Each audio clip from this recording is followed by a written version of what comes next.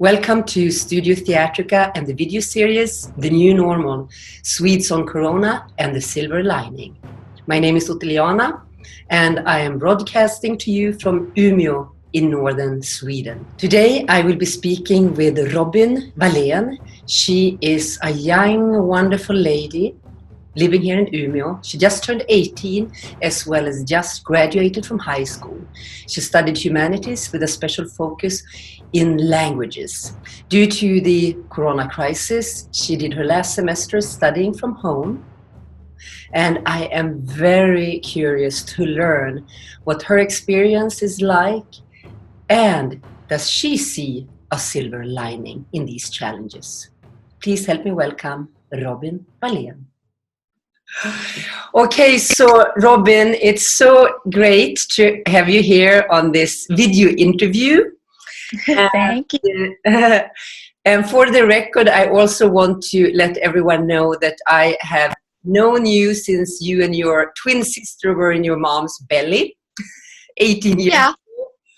And you both were born in United States. So we were living there, you know, the same time. And then now you have moved back a few years ago back to Sweden and to Umeå, where me and your mom have known each other since we were kids. And it's actually her necklaces that I'm wearing right now. I noticed. You did? Yeah. I recognize them. Yeah, I think I have like 6 of them or something. Probably. Yeah. So, Robyn, can you tell us a little bit about yourself? Well, my name is Robyn. I was born in the US. I moved here when I was 7, which means I've had most of my schooling here and raising here in Sweden. And I've lived here in Umeå specifically ever since. The most, what should you say, interesting, I guess, with me for this interview is the fact that this spring I actually graduated from high school, which means I did my last term of school during the pandemic. I'm also looking into, or I will be studying to the fall. So we'll see what that looks like with Corona and everything. But yeah, that's mainly it. I studied what we call here in Sweden the humanitarian program with a linguistic focus. And that mainly meant that apart from our mandatory courses that we have here in Sweden for 16 to 18-year-olds, so the high school ages, I studied a lot of languages. I studied a lot of culture and communication and such. So quite a lot of human behavior, but more in a macro perspective, more of a global perspective, and more instead of a individual perspective of human to human. So I think that would be the most interesting about me for this interview. Yeah, that's fascinating. And what interested you most with your studies? I actually fell in love with a course I took in my first year that was called Ethnicity and Cultural meetings. And there we talked mainly about stereotypes, racism, discrimination, and that type of things.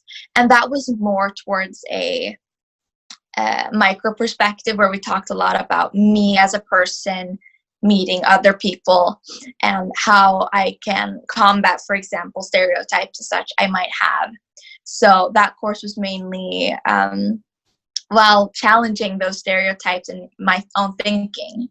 So that, as well as, and this actually happened because I had to switch schools and such during after my second year. So during my third year, so this last year, I studied sociology, which was also incredibly fascinating because it's about human interaction there again.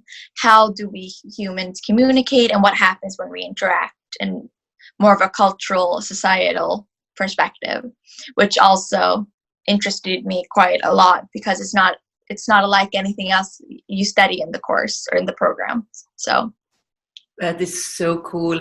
You know, it would be wonderful after I'm done with the New Normal series. I want to start to do more general interviews with people in whatever areas their interest and expertise or passion lies.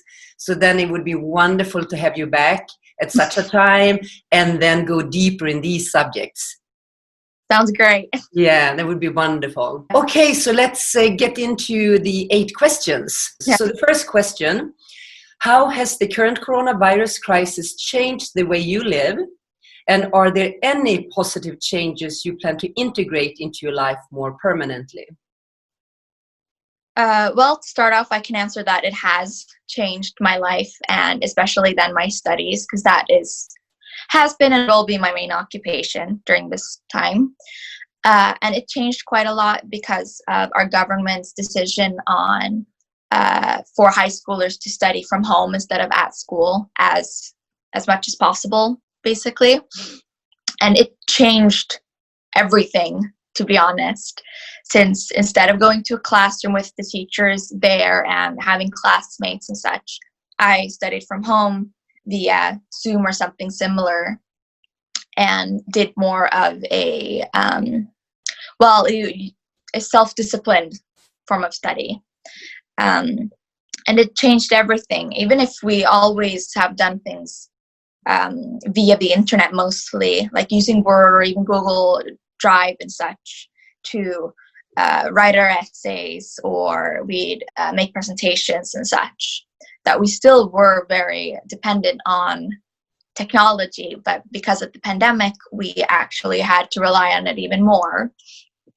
And that meant if internet was off or if someone didn't quite understand the technology we were using, it was the class, because it meant that sometimes things wouldn't work as they were meant to be. There were difficulties. But honestly, a lot of people that I've talked about, students, have been quite unhappy with these changes. It hasn't been particularly good changes for them, but for me in particular, and people who are like me, I like to say, as students, this was actually a very good change. And that's mainly because I am a person, I'm very self-disciplined. I actually love studying. I do it for my own sake, which means that I'm also very self-disciplined. I can actually sit down and decide to study. And especially for 16 to 18-year-olds, it's not something that everyone actually can do. There's a lot of people who struggle with the fact to actually sit down and study in your room, or actually just find a space to study. But I've always been someone who can do that. I've been able to, I've had it very easy to study, and I've been able to sit down and decide to study, which meant that this was actually quite freeing for me to actually feel like I had control, and to not feel that now I'm going to school, I have to study because I'm in a classroom. I felt more responsible in the fact that I was at home and I still decided to come to my class and study and do my assignments. I'm a person who suffers from quite a lot of anxiety, and I am very stressed in my life and everything. I'm very easily stressed. And that means that I sometimes have a hard time not actually doing the work. It's more that I have to come into school. I have to go to the school. I have to be with a lot of people, since I went to our school here in Umeå called Midgårdsskolan, which is one of the bigger schools for high schoolers. There's a lot of people, it's a lot of noise, it's a lot of things that happen, and that in itself would be tiring. So it was actually quite nice to have the pandemic where I was homebound, which meant that I had the energy to attend more of my lessons. So I didn't have to just bail out on a day because I didn't have the mental energy. I was basically I was basically sick. It would have been the same thing if I would have been home with the flu, but instead it's my anxiety causing it. During the pandemic, I could actually come and attend classes because I didn't have to be surrounded by 30 plus people in a classroom. So it's actually quite freeing. I had a higher attendance after the pandemic, or during the pandemic, than before. I also managed to graduate with straight A's. And in general, even if I didn't have a grade difference before and after, I was even more consequent and I had a more pristine results on my studies during the pandemic. Me being an academic person with some anxiety, I performed well, better than during the pandemic than after, because I could save myself from breaking down because of the anxiety and the stress. I didn't have to really run into a brick wall because of all of my mental health issues. I could actually preserve my energy and manage to finish my studies with quite a good attendance when you compare it to before. So in short, the pandemic has changed my life, but it's changed my life for the better. And I would hope that there's not something I can change personally, but I'd hope that our educational system could learn from this pandemic and understand that, especially for high schoolers and above, there can actually be some use to have some courses that are from like through internet or just long distance, or maybe to have a program and actually benefit quite tremendously from being able to study from home. So I hope that's something that our society can take from this and learn, because it's not necessarily something I can decide for myself to just, I don't know, up and end my studies and do it from home, because teachers have to be on my side as well. But, great, yeah. Super interesting. And my second question then is, during this crisis and the pandemic, do you feel fear, safe, and or hopeful? If so, how? This is actually quite an interesting question, in my opinion. And that's mainly because I live in Umeå, which is a very northern city. And even if it's big, it's not very big. It's nothing like Gothenburg or Stockholm. And it's not even comparable to the bigger American cities and such. And that means that we are quite a big population, but it isn't huge, which means that the pandemic has clearly affected our lives. And it's very, you can feel it almost in the air that there's a pandemic going on. But because of Sweden's approach to the coronavirus, with there not being an official lockdown, just more recommendations and such, as well as just, I feel like the Sweden's cultural approach to this, like society, how they feel about it, I feel quite safe, I guess, but at the same time quite fearful, because I feel safe that it's not a lot. It's nothing really comparable to either UK or US when it comes to death and people are sick from the coronavirus. It's quite a lot less here in Sweden and in Umeå in particular, as well as there's not an official lockdown. I don't feel the fear of getting the coronavirus because it's a lot of in my own control. Do I go out or not? Do I wear a face mask or not? How good am I with my own hand hygiene and that type of things? But that also makes me quite fearful, because it feels like our society isn't actually, they're not doing the best we could. It feels like we're doing too little, even if statistics have actually shown that we're doing quite fine. We don't have a major outbreak or a very, very high death count that you've seen in the US and the UK. But it feels like we're almost doing too little, because it's only recommendations. We don't need any form of, even a recommendation to actually wear face masks. And it's only recommended, like it would be in flu season, to wash your hands extra carefully and to do it every time you've been out.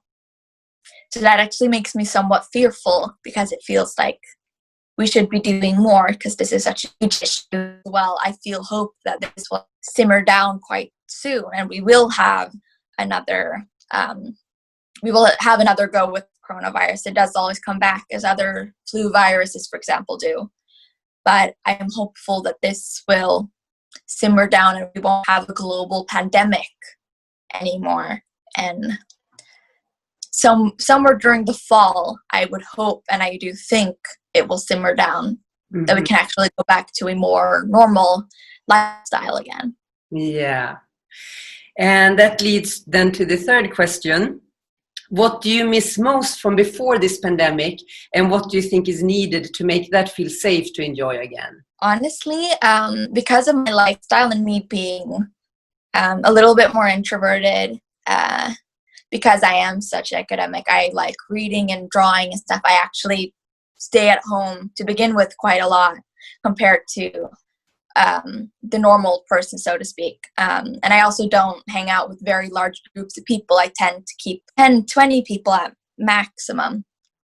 And what I'm actually looking for most is to not go outside and feel the anxiety creeping on of, oh, maybe I should have worn a face mask, or I'm allergic to pollen, which means that I do get quite a stuffy nose and I sneeze a lot, and I feel quite the anxiety of, are other people going to judge me and actually think that I'm sick from the coronavirus, but I'm not staying inside.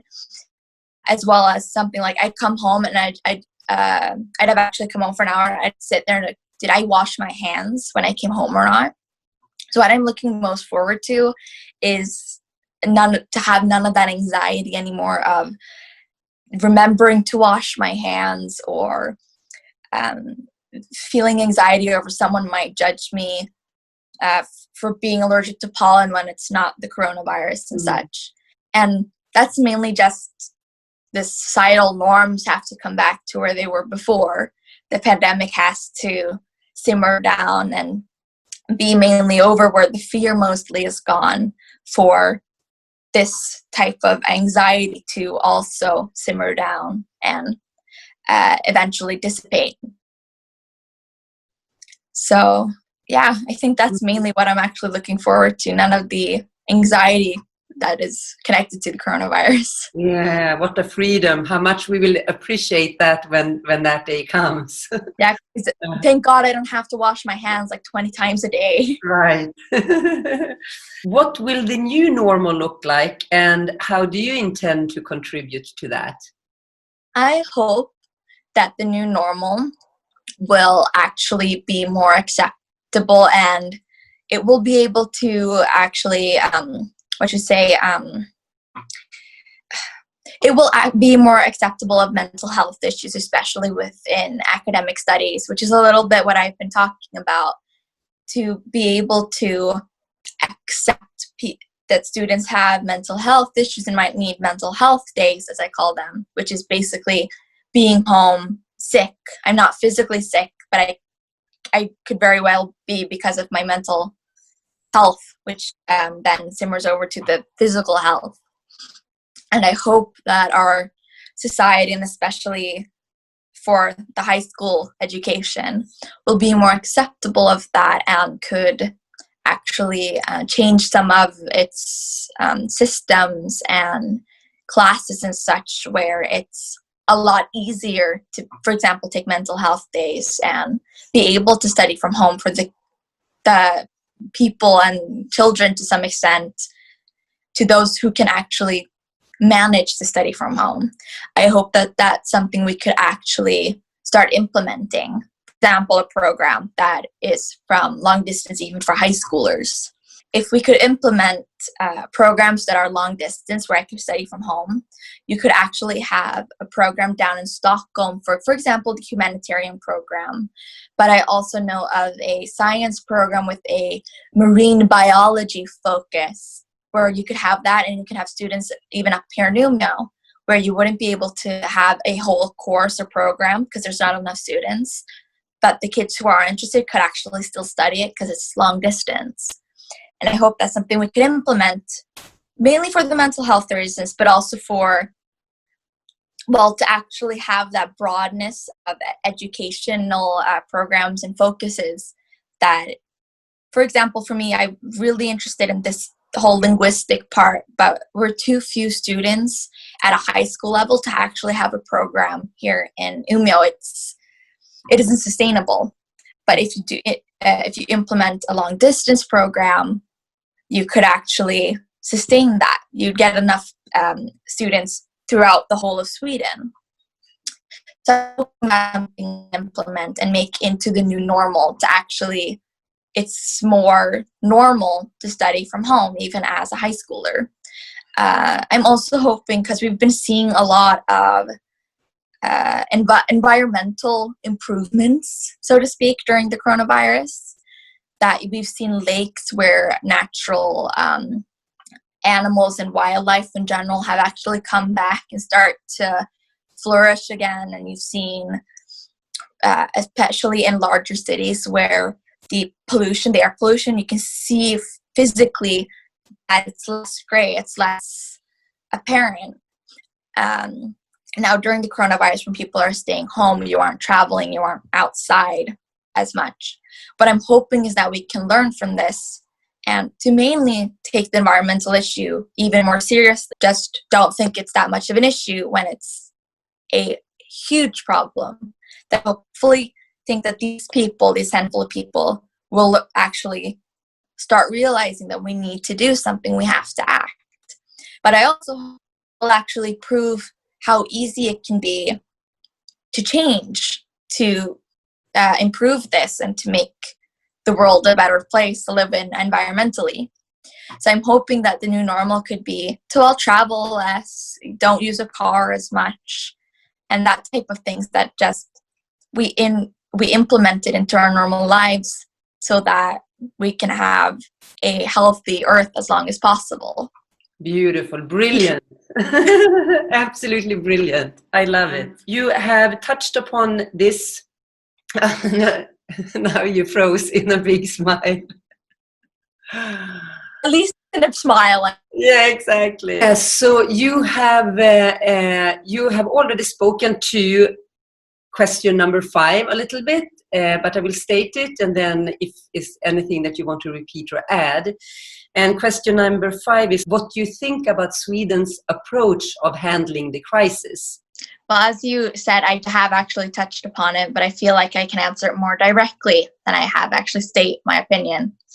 And I actually quite like Sweden's approach to it, but I also quite dislike it at the same time. So to everyone watching this, as you noticed, we had some technical difficulties. And I promise you guys, I will find a way to solve it so that we can be in a nice studio setting instead of in my kitchen. But we're back. And so let's go back to question number 5. What do you think about Sweden's approach of handling the crisis? Yeah, and as we've discussed, I've touched on it, but I felt like I need to actually answer and I state my opinion. And as much as I actually do quite like Sweden's approach, I also quite dislike it. And it's mainly because I like the freedom and feeling like I have a control and I'm contributing to preventing the coronavirus, because we don't have an official lockdown here and we don't actually have strict regulations. We have more of a recommendations here. It means that it's my responsibility to actually stay at home, to wash my hands, to wear a face mask if I feel the need to. But it also means that I feel like I'm contributing. I feel helpful because it's my responsibility to actually help to minimize the pandemic spread. But this also means that I have to rely on everyone else doing their part to stay at home as much as possible, to wash their hands, to wear a face mask if needed and such. And that also means I don't quite like it because a lot of people don't understand how important it is to wash your hands, wear a face mask and such, to isolate. As well as some people just don't care. There are a handful of people who actually don't care at all.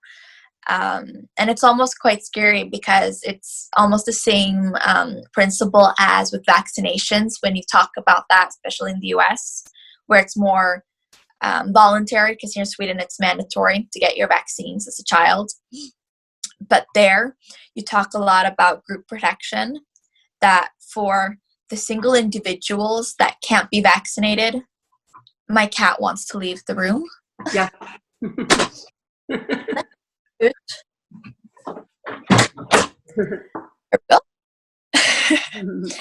Yes, vaccinations, the group mentality. For the individuals who can't get vaccinated, they get really sick, or there are a lot of different reasons why you can't get vaccinated for certain illnesses and such. The thought is that if everyone else vaccinates, they're protected because there's no one else around them who will get the sickness and therefore can't spread it to them. But if you don't have this bubble of protection of people who are vaccinated, the individuals who get super sick from this disease because they're pregnant or they have other issues that complicate the disease and in general just can't get vaccinated, these people won't be protected.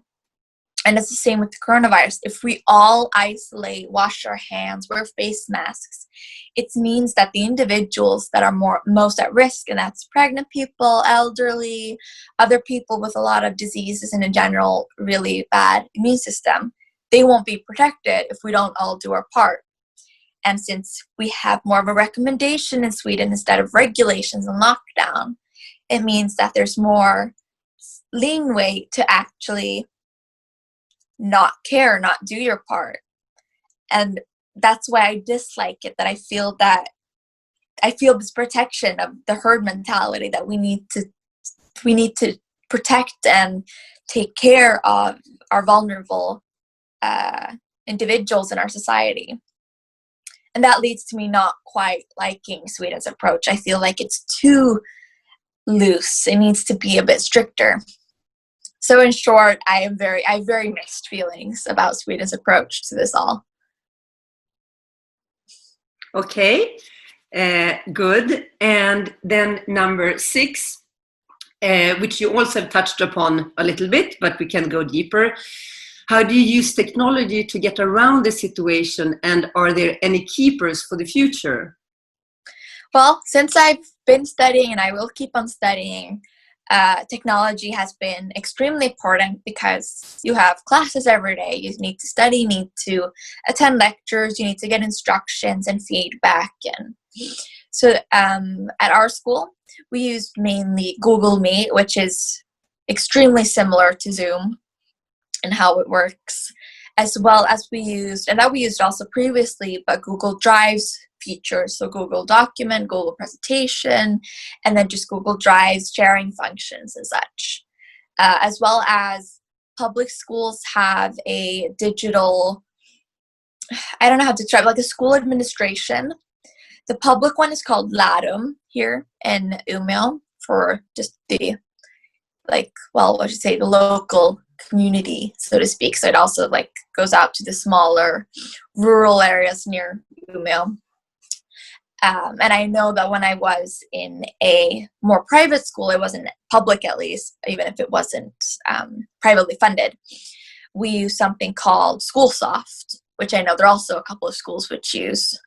But they function mainly the same, as it's a way for teachers to describe and put out assignments, as well as it's a very good way to hand in assignments, as well as for grading them, that I know for the teachers it's quite simple to grade and give feedback.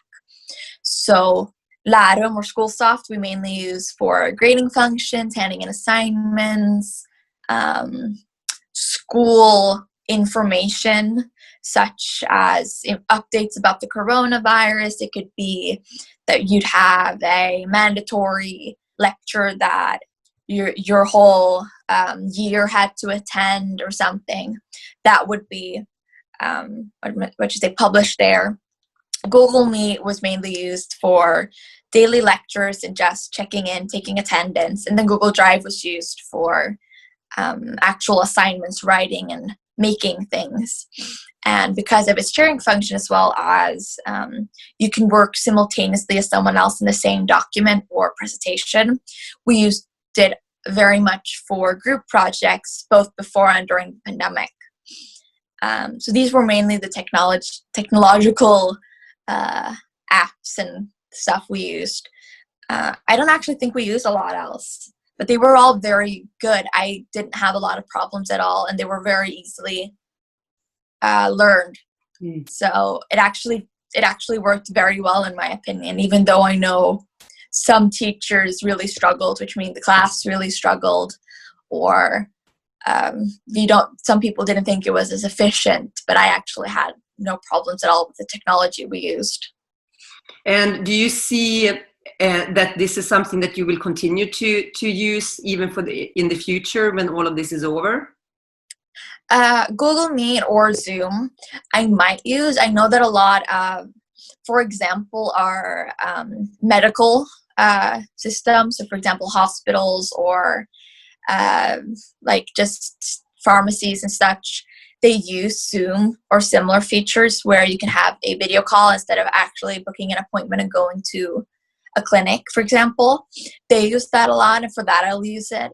I know also that I booked a what do you call it, like a guidance counselor. I booked an appointment for a guidance counselor at the university, and that we did via video call. So I will probably use it for that. And I also think that is something we'll implement more in normal life for people who live far away or are sick or whatever that can't actually come in person. I have always used Google Drive since I started using a computer in my schoolwork. I actually think it's really great that you have the sharing function and you can work simultaneously, and it's a very clean interface. So that I will continue to use, as I did before, as I did during the pandemic. I will continue afterwards. Latum and Schoolsoft were, they're connected to our more mandatory school forms, even if high school isn't mandatory in Sweden. You use them more for the lower, like primary and secondary school, which means that's something I can't keep working unless I become a teacher. But I will keep using a similar website, because the university uses that type of program as well for the same functions, handing in assignments, sending out public information, or students public information and such. So all three forms I will keep using, but in different varieties, I guess, and in different for different purposes. Cool. Okay. And question number 7. Do you see people and groups using the current crisis as an opportunity to create new or better systems in some kind of way? If so, how? Well, most of the groups and such I've been in contact with during the pandemic, I have used this as an opportunity to improve what they have. It's more that they've learned that the way that they've used things during the pandemic could actually be useful to implement. As I've been talking about with Zoom, the Zoom, Google Meet website, and how to just work more digitally, and how important it is with student-teacher contact and communication. These are things that I don't think they actually saw the pandemic as an opportunity to improve and work on. I think it's things that they had to work on because the pandemic implied that. But they saw that the way they handled it could actually be implemented after the virus. Mm-hmm. And then, as well as I have my hobby is dancing, and we have a dance group. And I think we've learned you have to take care of your body and your mental health to actually be able to come and dance and do your best. And I think we've all had a little bit of a wake-up call and seen this as an opportunity to actually listen to your body and say, like, if I'm sick or I'm getting sick, I should stay at home and prevent the sickness, instead of I come and dance until I physically can't get out of bed because I have the flu. So for that part, I think we actually saw an opportunity and then started to rethink and improve our way of handling disease, so to say, and sickness within the group. But I think mainly in society, I've seen more of having to change because of the pandemic, and then realizing it's actually a good thing to implement, more than taking the pandemic as an opportunity to change. So, yeah, I hope that answered the question. Yeah, it does very much. You're so brilliant. I'm so grateful to know you, and I've seen like your whole life journey. It's just really inspiring and beautiful. Thank you. So you're welcome. So the last question then is that is there a silver lining in this crisis in your own life and globally, in your opinion? In my opinion, to round it off very neatly, I think the silver lining is to take care of yourself, to take care of your beloved people, to take care of the earth, to take care of other nations, and just be respectful of others taking care. That's what I think is a silver lining from this, that we can actually learn, that it's really important to listen to yourself and take care of your own needs, whether that be more physical things as becoming sick or being more vulnerable to diseases such as coronavirus, or the more mental aspect, which is what has been very apparent in my own life and with my beloveds and near and dear and such, that you have to actually listen to yourself and reflect, am I actually doing okay during the pandemic or otherwise? As well as taking care of your beloved, your near and dears. Are they doing okay during the pandemic? To actually make an effort to stay in touch with people that you can't see them every day, to actually give them a call and talk to them or something.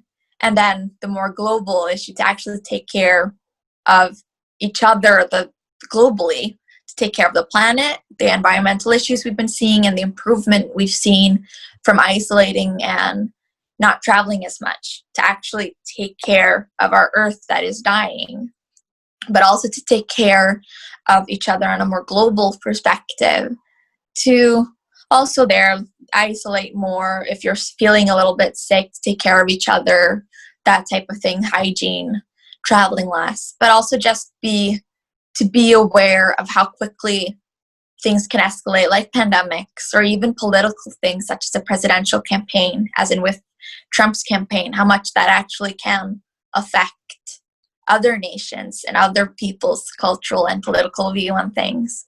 That to take care of yourself in a global perspective, to be aware and take care of your own morals and opinions. So that is my silver lining, to just take care and to actually be aware of that. I am so profoundly moved by your words. Now I'm crying a little bit. Oh, so profoundly moved. And what I hear from you is that this is like guiding us individually and globally to open our hearts. Exactly. To love and care for ourselves, for each other, and for the earth. It's just so profound. You're so wise. Oh. Thank you. Oh, that's wonderful. Do you want to add anything else before we round this off? No, I think I've said everything in my opinions on the virus. The questions actually well encapsulated my whole view on things. So I'm very good. Thank you so much, Robyn, for spending this time with me, as well as your patience with the technical hiccups. And then I do look forward to when we have another interview and talk in the future, where we can go deeper into your perspectives in your studies and all of that wonderful things. Sounds good. Thank you everyone so much for tuning in and listening to my talk with Robyn Wallén, who is, as you all can see, just a wonderful, wonderful, wise being that will do much for the world. And as you can hear, I'm so moved. Anyway, until next time, take care. In the next episode, I will be speaking with a Swedish couple who last year bought a travel agency and a hotel on the sun coast of Spain. They arrived in Nerja in January of this year, only being able to keep their business open for a couple of months. And then the corona pandemic lockdown got them stuck in Spain and at their own hotel, empty of guests. Tuva Boystedt and her husband Timo Trollin will share their experience of both their native Sweden and of Spain during this crisis.